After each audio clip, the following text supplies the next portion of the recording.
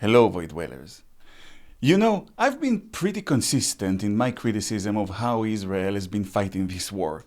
While I believe fully in Israel's right and duty to defend itself and destroy Hamas and bring all the hostages home, I thought there were better ways of doing it than just mindlessly leveling Gaza. And watch this video of mine for the details. And I have been saying it almost from the beginning of the war. For example, in a video of mine from January 2024, just 3 months into the war, I said this. While I completely support Israel's right and duty to defend its citizens, to fight until all hostages are returned and Hamas is removed from the Gaza Strip, I do not support the way in which Israel has been fighting this war. Even though I do not think they're committing genocide, the level of destruction is unacceptable. It would take a decade at least for the Strip to recover. 1 million people are going to be homeless for years, and the number of civilian casualties is absolutely unacceptable. It's also the first, and to this day, one of my favorite videos about how the media lies and deceives everyone when it comes to covering Israel and Jews in general. So do give it a watch, link in the description. My point is, as you can see, as I have it on record, I have been very consistent in my criticism of the destruction in Gaza. So you know that this is not coming just from some hot-headed far-right Israeli who doesn't care and thinks that Israel is always right no matter what we do. No. But what always bothers me is both antisemitism and simplicity, especially when it comes to discussing Israel, Zionism, and Jews in general. Now, with anti-Semites, there's very little point in talking to them. Every racist in the world is too stupid to be reasonable, otherwise they wouldn't be racist to begin with. Racism is the dumb belief that an entire human group is some kind of a hive mind. All individuals in the group think the same way, and they are slaves to their ethnicity without actual control over their decisions. Yeah, like the levels of melanin in people's skin has anything to do with how aggressive they are or how smart they are. It's beyond stupid. That's why it always amuses me when these anti-Semites say something that starts with the Jews.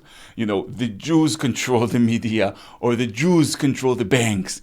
Who are those the Jews exactly? Am I being snubbed by other Jews?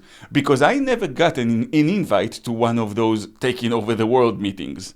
The only the Jews that I know about is an Israeli hard rock band, and I'm not joking, there's an Israeli hard rock band called the Jews, or Hayehudim in Hebrew, and they absolutely rock. They are the only the Jews that people should obsess about. But anyway, the point is that racists are dumb. So there's little point in trying to reason with them. So when I post a video about anti-Semitic tropes and stuff like that, I'm not really speaking to those people. I'm putting it out there for those who get tricked by their nonsense just because they don't know any better. For example, I'm always amazed at how people are surprised when they learn what Zionism actually is. Because it was presented to the West as this Jewish race theory or something like that, when in reality it is simply Jewish self-determination. That all it ever was. And of course, like all political movements, it broke into fractions and different flavors, like the revisionists or the religious Zionism.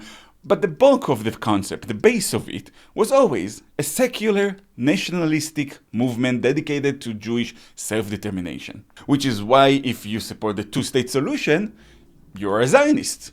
Because that means that you do believe the Jews have the basic human right of being free in their historical 2-inch by 2-inch homeland. You just also believe that the Palestinians have the same right. So a compromise is the only solution that protects everyone's human rights. And wouldn't you know it, apparently all the world is full with Zionists, because after Trump revealed his plan for Gaza, nearly all world leaders came out in support of the two-state solution, including leaders of countries that still allow hate marches to take place weekly, marches in which they call for the destruction of Israel and a second Holocaust. The West really has a severe case of schizophrenia at this point. They just can't seem to make up their minds between their desire to be humanists and the way that anti-Semitism is built into their culture. And to hear more about that, watch that video of mine, link in the description. Now, I don't think that Trump's plan is an actual plan, for the record. It's a well-known maneuver in the business world, a world both him and Netanyahu are very familiar with. And if you look at how Trump has always operated both in business and in politics, you'll see that that is his go-to move.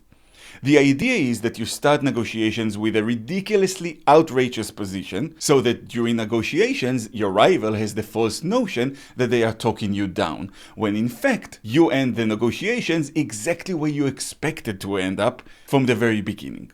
Think about when people barter with sellers at the market. No one has ever sold you something for a price that didn't make them a profit. But the idea is that you start from a seriously overpriced position, and then they cut the price just for you, when in reality they bring it down to what they were expecting to get for the product to begin with. So what we're seeing now, all of those on the media and world leaders who are losing their shit, that is exactly the response that Trump was going for. And you know what I noticed? Something that was kind of quietly reported by both Israeli and English-speaking media. The Trump administration has sent a message to the Arab world that they would be happy to hear their alternative to the Trump plan. So they're not even shy about it. It's pretty obvious that it's a maneuver. But the media, well, you know my opinion about them. It's part incompetence and part just plain hatefulness. But Trump was always a master of playing them like a fucking flute. And I have to say credit where credit's due. Because as the watchers of this channel know, I'm not exactly a Trump fan, quite the opposite. But for decades, my criticism of the Israeli right and Netanyahu as their leader was that they are not trying to progress into some kind of a solution to the conflict with the Palestinians. You don't want to continue the peace process? Fine. Do something. Suggest some kind of an idea. Have a plan. Something. But they didn't. For decades, their plan was to just maintain the situation as it is and see what happens. Well, we saw what happened. And Trump actually comes with a proper drive to put this bullshit to rest. I don't know if it would work, but I hope so. And he also comes with an understanding that everyone on the left seemed to not get. Following the 7th of October, there is no scenario in which life go back to the way they were, with Hamas in control in the Gaza Strip and firing at Israeli civilians at their leisure. That part of our history is over. And let me show you what I mean by the left doesn't get it, and also by the simplicity that annoys me that I mentioned before. I am a fan of Seth Meyers, the talk show host. I have been watching his Closer Look daily for years now, and I usually agree with the points that he is making.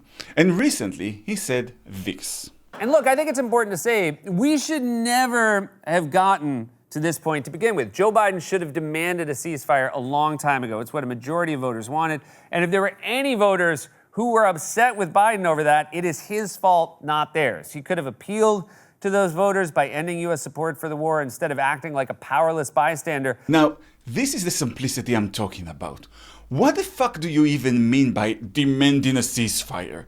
Do you mean demanding Israelis would just forget about the hostages? Because that would never happen, and Hamas's refusal to deal was the reason why there wasn't a ceasefire, according to the Biden administration. Do you mean demanding that Israel allows Hamas to rebuild and go back to the situation of the 6th of October? Because that won't happen either. And yes, even a leftist like me would not accept that under any circumstance. So what exactly do you mean by demanding a ceasefire? The left is hopelessly stuck in these bullshit statements and virtue signaling and rooting for their own side no matter what. And I'm saying that with a broken heart as someone who is mostly on the left. Trump is actually doing something. And I find it hilarious, by the way, that the idiots and anti-Semites on social media think that Netanyahu is the one pulling the strings on this one. As if. First of all, it's kind of interesting to see how the US is the bigger and stronger country, and this is a US plan that no one in Israel has ever even suggested, but it's still those Jews who are actually doing it. Like when we killed Jesus, right? He was executed by Romans using Roman means for the crime of calling himself the king of the Jews and thus not accepting Roman rule over Judea, but it was actually the Jews who killed him. It's remarkable how the West never changes. But more to the point, Netanyahu doesn't know what to do with Gaza and doesn't want to decide. Not deciding was his MO for over 20 years. He has a very fractured and fragile coalition. There's no idea that he can sell them that doesn't mean his government falls. And for the record, it's not like the Palestinians were ready to play nicely either. I know the adorable West think that the ball is in Israel's hands, but the Palestinians also refused to negotiate in the last 2 decades. And the last time Israel tried to do something right without them, by disengaging from Gaza in 2005, they turned it against us and called it an open-air prison, and 2 years later Hamas took over and immediately started firing rockets at Israeli civilians. So both sides were behaving like overgrown infants, and now Trump is dragging both of them, kicking and screaming, into some kind of change. And you know what? It's about fucking time someone would do that. Here's what I think is going to happen, and we'll see if I'm right or wrong in the following months. I think the US, Israel, and the Arab world are going to come to an agreement. The Palestinian Authority would regain control over the Gaza Strip, whether by coming to an agreement with what's left of Hamas or by force, and not necessarily Israeli force, by the way. I would not be shocked if we'd see the IDF withdrawing from Gaza and the Egyptian army entering it. But the end game would be the Palestinian Authority once again in control of Gaza, in a framework that makes it demilitarized and not a threat to Israel anymore. Arab nations and the US would contribute funds and resources to rebuilding it. Israel and Saudi Arabia would normalize their relations, and with a bit of luck, we might even get to some kind of a path to a Palestinian statehood, a demilitarized state that would put an end to this ridiculous conflict once and for all. And if I'm wrong, well, I'll see you all at the Riviera of the Middle East then.